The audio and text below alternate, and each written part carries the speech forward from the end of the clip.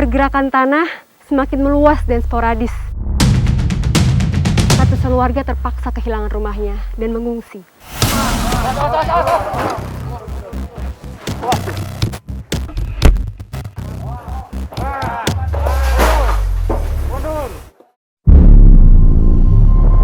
Ini betul-betul parah sih.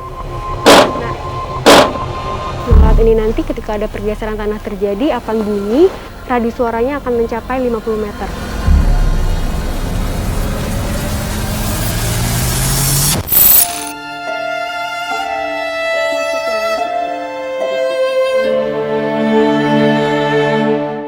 Sekarang ibu nggak punya rumah lagi.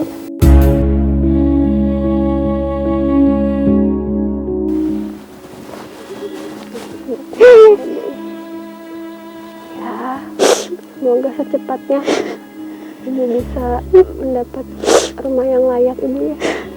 Amin.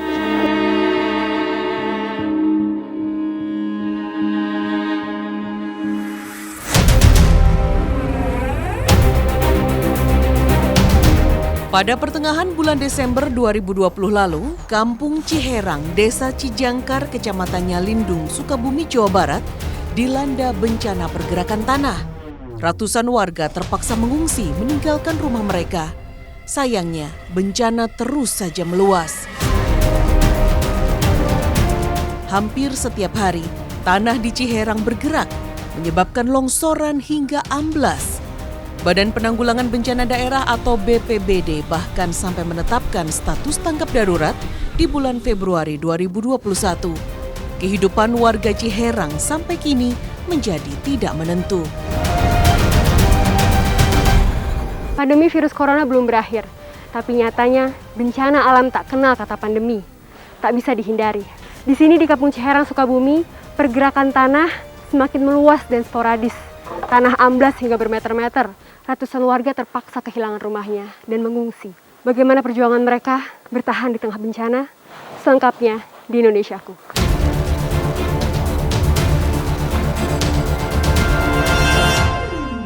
Di tempat inilah lokasi utama atau mahkota longsor terjadi. 2 bulan setelah retakan pertama, tanah yang amblas justru semakin parah. Kedalamannya bertambah menjadi 5 meter dengan lebar 3 meter. Jelas membahayakan jiwa. Jadi ini tadinya kita ini satu level ya?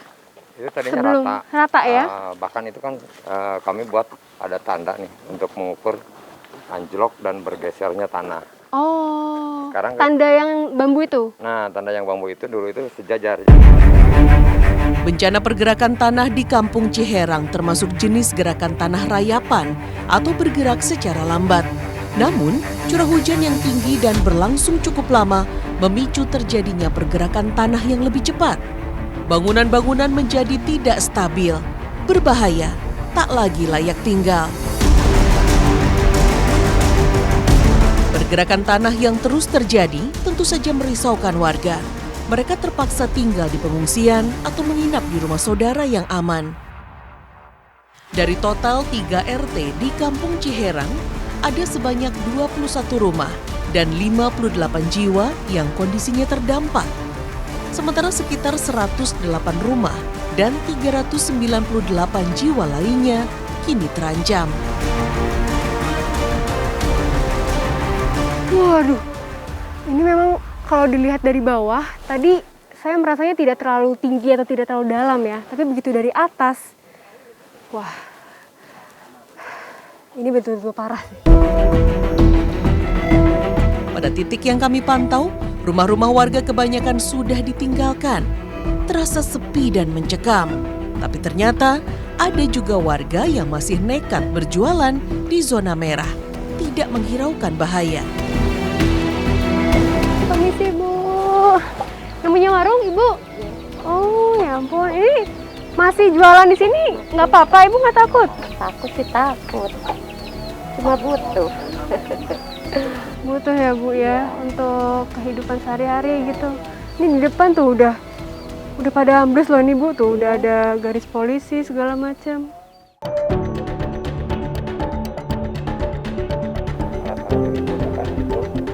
meminimalisir resiko, relawan sengaja membuat alarm sederhana dari kaleng kerupuk, karet ban, dan juga kayu dan bambu. Meski sederhana, alarm seadanya ini terbukti sangat berguna mendeteksi dini pergerakan tanah, membantu warga seperti Eti untuk tetap waspada.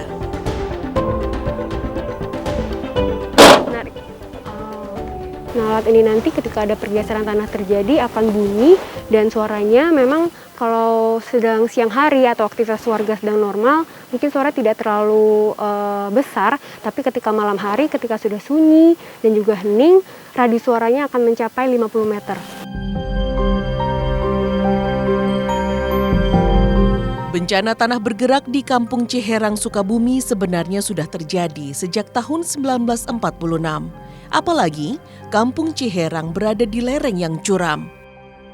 Dengan sistem penataan air permukaan atau drainase yang kurang baik, tidak kedap air, peluang terjadinya pergerakan tanah tentu saja sangat besar.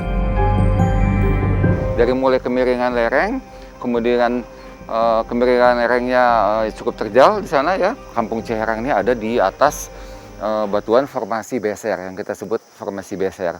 Sehingga batuan vulkanik itu berfungsi sebagai bidang gelincir daripada gerakan tanah. Sementara di bawahnya ada batuan vulkanik yang relatif kedap terhadap air. Nah, disitulah terjadinya bidang gelincir dan terjadinya gerakan tanah. Eti adalah seorang warga terdampak yang mengandalkan hidupnya dari hasil pertanian. Sayang, sawah dan ladang milik Eti yang tidak seberapa luas kini tidak lagi bisa diandalkan. Rusak karena pergerakan tanah. Eti bingung dari mana keluarganya bisa mendapatkan penghasilan jika sawah dan ladang tidak lagi produktif. Bu, ini tapi kan masih tumbuh ya Bu ya? Iya kan ambilnya takut. Tapi nggak bisa diambil. Enggak takut itunya bolong-bolongnya pada dalam-dalam. Oh. Nah, ini memang benar ya. Jadi walaupun padi di sini tetap tumbuh, tapi kalau kita lihat lebih dekat, ini retakannya, kedalamannya cukup dalam dan tidak mungkin bagi warga untuk memanen hasilnya. Perjalanan lalu kami lanjutkan menuju rumah Eti. Kondisi rumah Eti tampak mengkhawatirkan. Tidak layak lagi untuk ditempati. Bencana pergeseran tanah yang terjadi memang telah merusak rumah, sawah, dan ladang milik Eti. Nyaris tidak ada lagi harta yang tersisa. Melihat sekarang sudah jadi seperti ini. Sedih sekali nih. Apa memori apa yang masih teringat Bu di rumah itu? Kenangan Ibu jelek-jelek kayak luas tamannya. Sekarang Ibu nggak punya rumah lagi.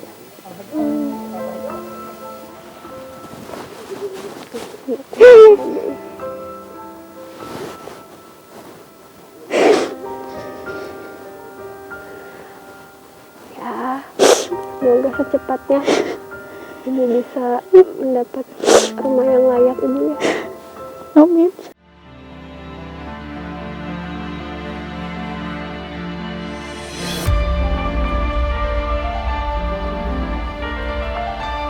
Bapak yang sakit sih. Ada Bapak. Assalamualaikum Pak. Setelah rumahnya rusak, Eti dan sang suami sebenarnya berniat membangun rumah baru dengan uang tabungan yang mereka kumpulkan sedikit demi sedikit. Lokasinya tidak jauh dari rumah lama. Tetapi, ibarat habis jatuh tertimpa tangga, ternyata di lokasi yang baru pun tetap saja mereka terdampak longsor. Suami Eti, Ucup, kemudian berinisiatif membangun rumah seadanya di tempat lain. Meski masih masuk dalam zona terancam, Eti dan sang suami merasa lebih nyaman tinggal di rumah sendiri daripada hidup di pengungsian.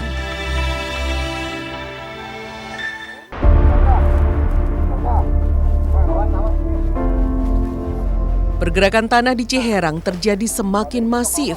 Jumlah bangunan yang rusak dan miring tentu saja semakin bertambah. gimana? Agar tidak membahayakan jiwa, bangunan yang kebanyakan berupa rumah milik warga terpaksa dihancurkan. Bahan bangunan yang masih bisa dipakai sengaja dikumpulkan. Bapak gimana Pak melihat rumahnya sekarang sedang dihancurkan seperti ini? Gimana lagi kalau udah keadaannya begini, mungkin ikhlas aja.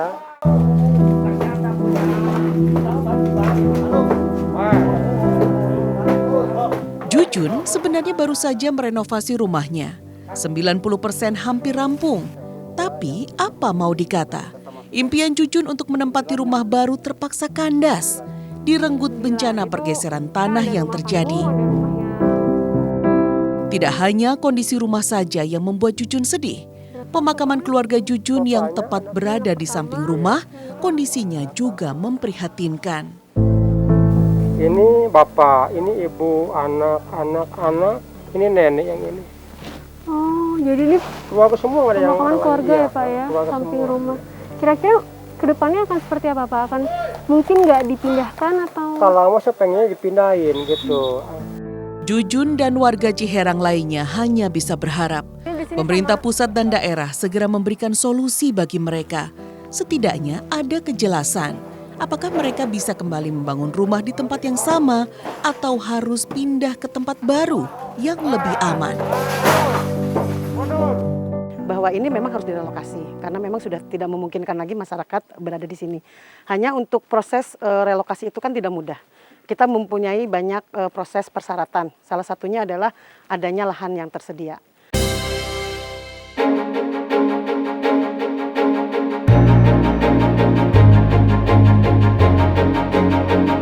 Pintunya miring. Kalau dilihat di sini juga tembok sudah miring sekali. Ada beberapa retakan di dindingnya.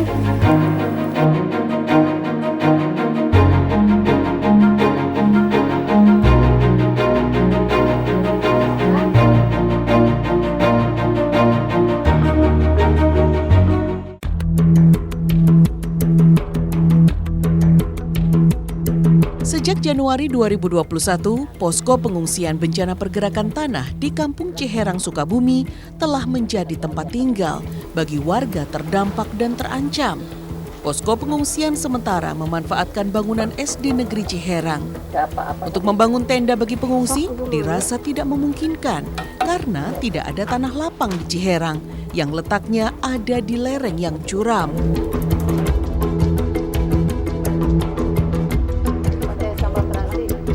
Selama masa darurat bencana, banyak relawan yang membantu di posko pengungsian. Kini, warga berusaha mandiri. Mereka bahu-membahu, bergotong royong untuk bisa memenuhi kebutuhannya selama di pengungsian, khususnya urusan perut. Ketersediaan bahan pokok sayangnya semakin menipis. Pasokannya terhambat karena akses jalan yang hancur. Bantuan logistik tentu saja dinantikan warga. Di sini udah berapa lama? Oh, di sini sekitar mau 2 bulan ngungsi di sekolahan. Berarti ini baru lahir udah dibawa ke Iya, sini, iya. udah ngungsi. Gimana sih Adek di sini betah? apa? Alhamdulillah sih betah, anteng ini mah di sini mah. Ibu gimana di sini? Betah Di nggak sini ini? sih kita panggilnya rumah bahagia ya, rumah kedua rumah bahagia. Mau gimana lagi, kita mau ngungsi di mana lagi selain di sekolahan gitu.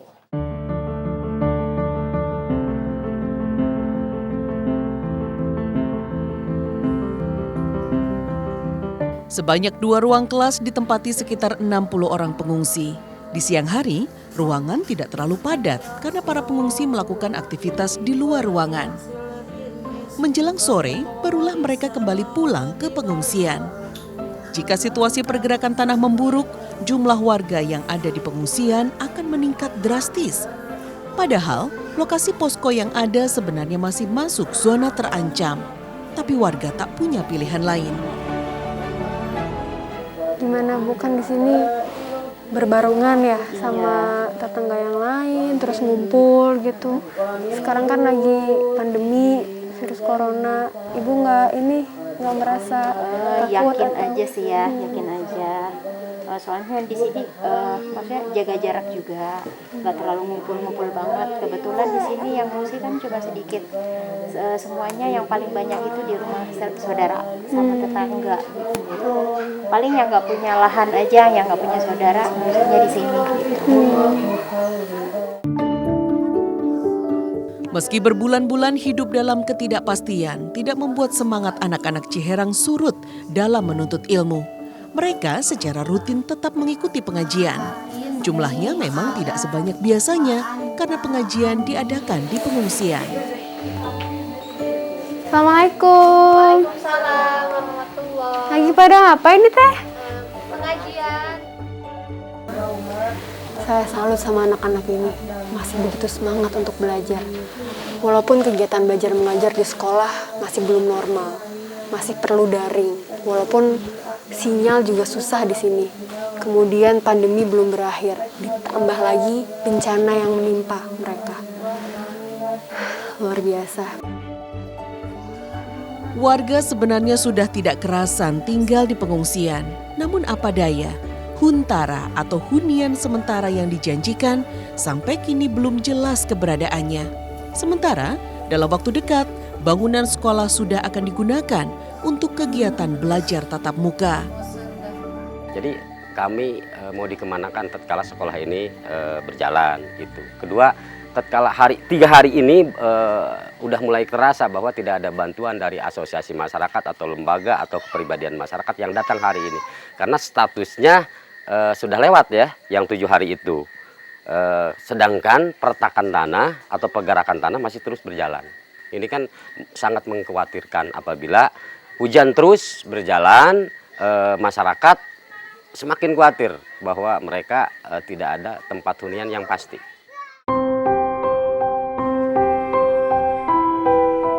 Bencana tanah bergerak bukanlah hal baru bagi warga di wilayah Kecamatan Nyalindung, Sukabumi. Selain Ciherang, beberapa desa lain di Kecamatan Nyalindung bahkan sudah lebih dahulu terdampak bencana pergerakan tanah. Salah satunya adalah Kampung Gunung Batu, Desa Kerta Angsana.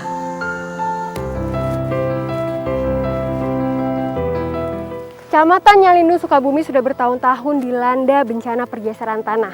Di sini, di Kampung Gunung Batu, bencana ini terjadi tahun 2019. Kini menyisakan rumah yang sudah hancur, sebagian sudah rata dengan tanah. Kini, Kampung Gunung Batu sudah jadi kampung mati.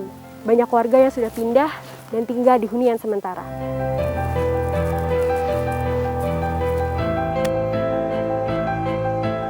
Jalan masuk menuju Kampung Gunung Batu terasa sunyi senyap. Padahal jalan yang saya lewati ini adalah akses utama warga untuk keluar masuk. Rumah-rumah rusak dan ditinggalkan, terasa memasuki kampung yang sudah mati. Tapi ternyata masih ada saja warga yang bertahan, meskipun bahaya selalu mengancam. Punten Pak, dari mana ini Pak? Habis pasang pintu, Neng. Oh, Habis kuli biasa. oh habis kerja. Ibu, punten Ibu ya. Saya numpang sini. Ya sih. Dalam apa masuk? Ibu ini dari awal di sini tinggalnya. Kenapa nggak? Tapi inap di Huntara kan? Enggak. Di sini aja. Oh masih di sini, tetap. Kalau Huntara kan cuma 1 kotak, cuma kan anak 2. Kan susah. Sempit ya Bu. Fasilitas Huntara yang terbatas membuat Romlah memutuskan untuk kembali ke rumah. Padahal kondisi rumah Romlah sudah tidak layak huni. Romlah hanya bisa berharap bencana pergeseran tanah di Gunung Batu tidak lagi terjadi.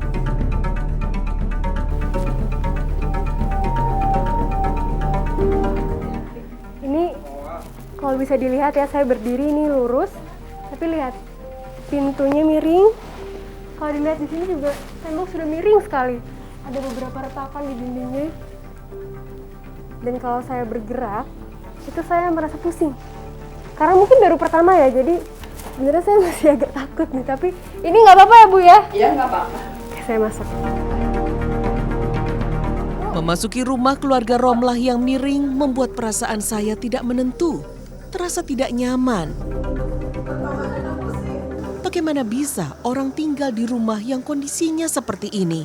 Tidak layak huni dan membahayakan. Mari Bu ya.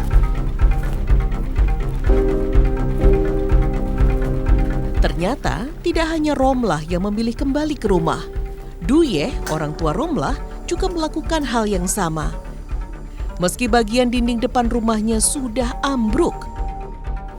Assalamualaikum Pak. Nanti saya masuk ke dalam ya Pak ya. Bu.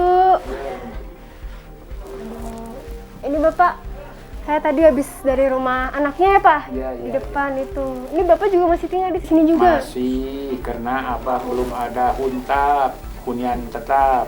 Kalau ada hunian tetap, Abah pasti ngikut. Selain belum ada hunian tetap, alasan utama Duyeh kembali ke rumah adalah untuk mengurus sawah dan ladangnya.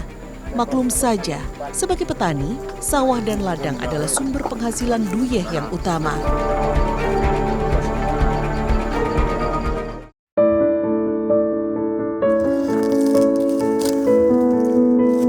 Sebenarnya, sudah sejak tahun 2019, warga Gunung Batu dijanjikan hunian tetap oleh pemerintah, yang realisasinya akan dilakukan dalam 2 tahun. Tapi, memasuki tahun kedua sejak bencana, warga belum juga mendapatkan kejelasan tentang hunian tetap yang dijanjikan untuk mereka. Ini si ayo teh sini teh. Ini ibu-ibunya dulu di sini juga tinggalnya? Iya. Oh, ini kenapa ibu sampai ke sini nyari daun pisangnya Bu? Nggak ada di atas. Di atas kan punya orang semuanya. Oh, nah kalau ini masih kebun ibu. Iya. Daun pisang yang kami kumpulkan nantinya akan dibawa ke Huntara untuk bahan pembungkus lontong. Jarak Huntara tidak terlalu jauh, sekitar 30 menit saja dengan berjalan kaki.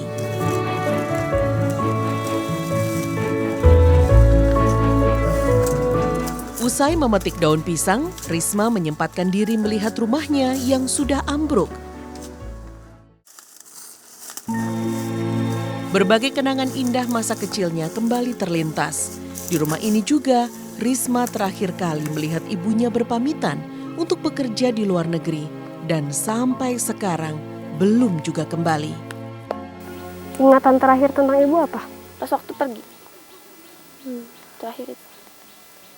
Habis itu nggak pernah ini lagi, berhubungan lagi. Kira-kira ibu tahu nggak ya kalau sekarang di semua gini? Nggak keadaannya.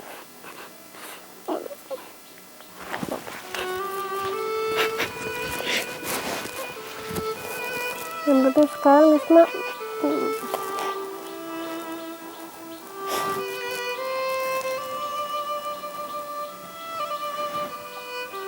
kangen ya? Sedih. Sejak September 2019, warga terdampak bencana pergerakan tanah di Kampung Gunung Batu pindah ke hunian sementara setelah hampir 5 bulan tinggal di posko pengungsian. Ada sekitar 74 rumah bedeng berukuran 4x4 yang dibangun pemerintah, dihuni oleh 74 kakak warga terdampak. Untuk fasilitas penunjangnya, dibangun juga MCK dan musola yang cukup layak. Beberapa warga bahkan sudah ada yang membuka warung kelontong untuk tambahan penghasilan.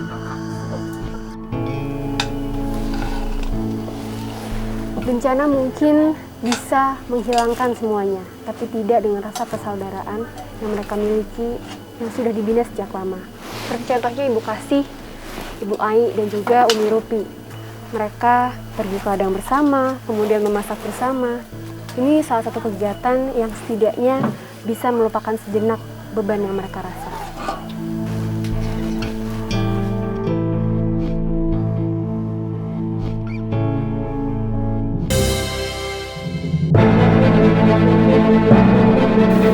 Sih pengennya sih ya ada kejelasan gitulah istilahnya, ada janji dari atas lah istilahnya, ada huta per orang gitu, ada pengennya sih gitu, tapi ya gimana di atas saja.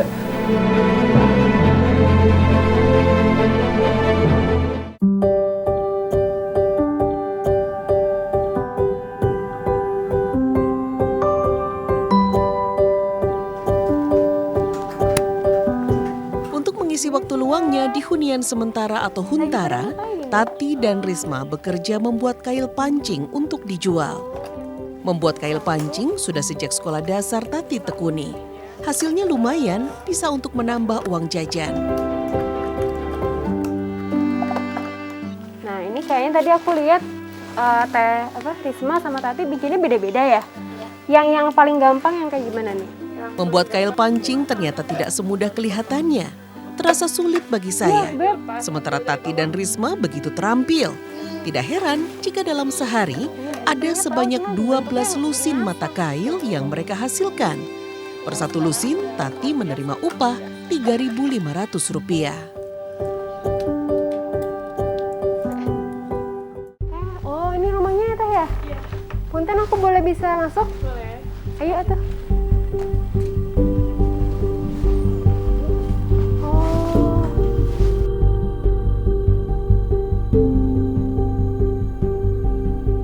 Tati belum lama menikah. Untuk sementara, tinggal berdua dengan suaminya di huntara tidak menjadi masalah. Namun, jika untuk tempat tinggal satu keluarga dengan beberapa orang anak, huntara berukuran 4x4 meter ini jelas tidak memadai. Apa aja yang tersisa Teh? Ya ini, lemari baju. Lemari udah baju. ini aja. Kalau lemari yang besar di situ, di rumah yang rusak. Oh. Ini bekas jamur-jamur gini berarti ada air nembus ya ke sini ya? Iya. Air hujan masuk berarti? Masuk sini kalau hujan ini semua basah.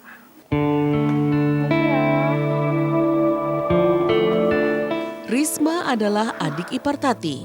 Risma tinggal di huntara bersama ayah dan neneknya. Huntara jelas tidak cukup luas bagi mereka. Ayah Risma lalu merenovasi sedikit bagian belakang rumah. Ia membangun ruang kamar untuk Risma dan dapur.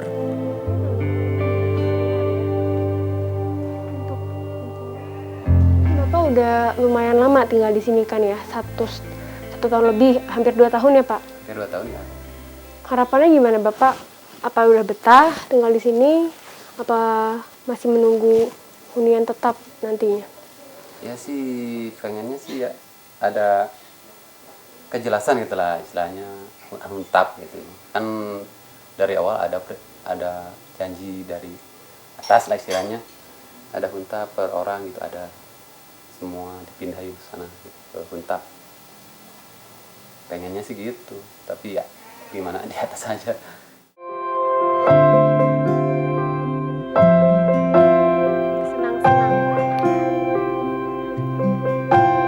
Agus dan warga kampung Gunung Batu lainnya berusaha tegar. Mereka mencoba bertahan di tengah ketidakpastian yang melanda kehidupan mereka. Setidaknya mereka masih bisa berharap hunian tetap yang dijanjikan pemerintah akan segera dibangun.